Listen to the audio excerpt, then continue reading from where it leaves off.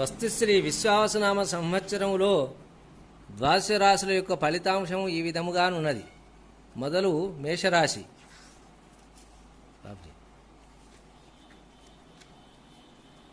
మేషరాశి అనగా అశ్విని 4 పాదములు, భరణి 4 పాదములు, కృత్తిక 1వ పాదము మేషరాశి.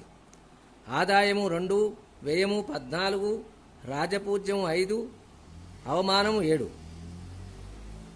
సంవత్సరాది నుండి గురువు ద్వితీయమున మే 14 నుండి 3వ స్థానమున సంచారము.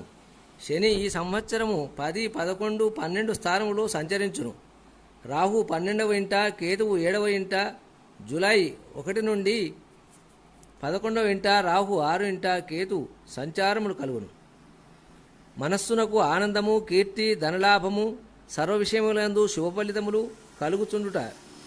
ధర్మకార్యములు చేస్తారు. చివరి భాగములో మనోవిచారము, బంధు విరోధములు, దారిద్ర్యము, శరీరపీడ, ఉద్యోగ భంగములు, కలహములు కలుగుచుండును. అశ్విని వారు సంకటహర చతుర్థి వ్రతము పాటించండి. భరణి వారు ప్రతి శుక్రవారం మేడి చెట్టు చుట్టూ 20 ప్రదక్షిణలు చేయండి. కృత్తిక వారు సూర్యాష్టకం పఠించండి. తదుపరి వృషభ రాశి.